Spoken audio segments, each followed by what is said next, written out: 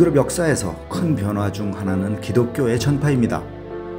바이킹의 역사는 북유럽의 정신이고 지금까지 이어오는 사고의 시발점이었습니다. 그 어마어마한 뿌리, 주변국에게 끼친 영향을 한 번에 뒤집은 건 기독교 문화입니다.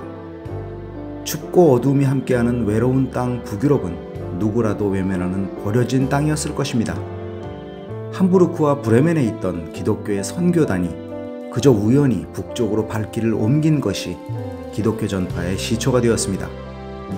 8세기경이었는데 이때 처음 만났던 덴마크인들에게 선교를 해야겠다는 뜻은 크게 없었던 것 같습니다. 그 이유 중 하나는 물론 바이킹의 문화 때문입니다.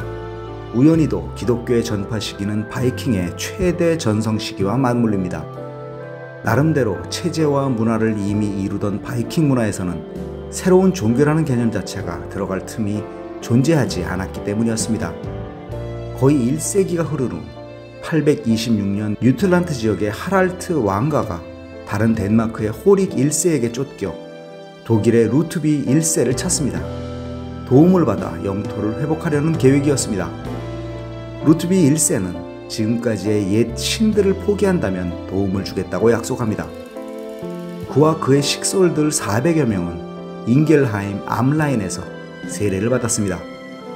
하랄트 왕이 유틀란트로 돌아갈 때 수도사 안스가르를 동행시켜 개종자들의 신앙이 제대로 지켜지는지 관찰하게 했는데 안스가르는 덴마크를 넘어 스웨덴을 보았고 그 땅도 개종해야 할 사명으로 삼았습니다. 노르웨이의 경우는 이보다 조금 늦습니다. 995년 올라프 트리그바손이 올라프 1세 국왕으로 즉위하여 유럽의 도시들을 약탈하기 시작합니다. 986년에 실리 제도에서 만난 기독교 선지자로부터 위험에 대한 예언을 들은 후였습니다. 그는 반역자들의 공격으로부터 생명을 구하고 몸을 추스른 후 그는 세례를 받았습니다. 노르웨이를 기독교로 개종시키는 데 열중했으며 아울러 페로 제도, 오크니 제도, 셰틀랜드 제도, 아이슬란드, 그린란드 모두 개종시켰습니다.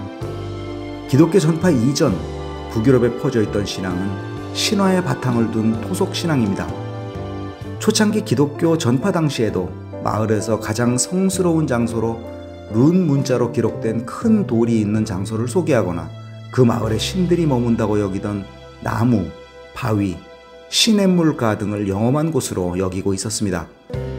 초기 기독교 전파자들은 유일 신앙이던 기독교의 입장에서 이들을 배척하지 않았습니다. 오히려 기존의 것들을 존중했고 기독교의 십자가와 같은 위치를 차지하도록 해주었습니다. 그래서인지 토르의 망치 같은 토착신앙의 상징은 기독교의 십자가로 전환되는데 큰 거부감이나 오랜 시간이 걸리지 않았습니다. 덴마크의 하랄드 왕이 개종했던 이유같이 초창기 모든 북유럽의 개종 이유가 순수하진 않았습니다.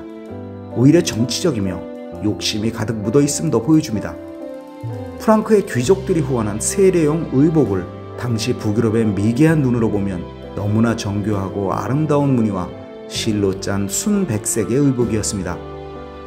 단순히 이 의복을 입고 선물 받는다는 사실 하나만으로도 북유럽 사람들은 기꺼이 개종할 이유가 되었고 보다 큰 정치적 이유로서 같은 신앙을 믿는다는 보호막, 큰 정치적 집단으로부터 같은 종교인으로서 엮일 수 있는 인맥 등을 위해 개종한 경우도 많았습니다. 또 선교사들은 대부분 똑똑하고 모두 글을 쓸 줄 알았기에 왕권과 그에 따른 업무를 보는데 무척 유용했습니다. 바이킹으로서 기독교 전파 이전에도 기독교인들을 경험해보지 않은 것은 아니었지만 실제 기독교가 전파되며 그에 따른 문화의 유입은 놀라웠습니다. 특히 기독교를 바탕으로 하는 나라들의 부와 화려함에 북유럽 바이킹들은 완전히 매료됐습니다. 바이킹의 영향력이 커져갈수록 더욱 기독교 문화를 가까이 할 수 있었고 그에 따라 더 빨리 바이킹 문화가 사라졌다는 것은 역사의 아이러니로 보입니다. 이후 북유럽 대부분의 부족들은 부족 국가나 고대 왕국 단계를 벗어나 초기 중세 시대로 접어들게 됩니다. 노르디쿠스 루크였습니다.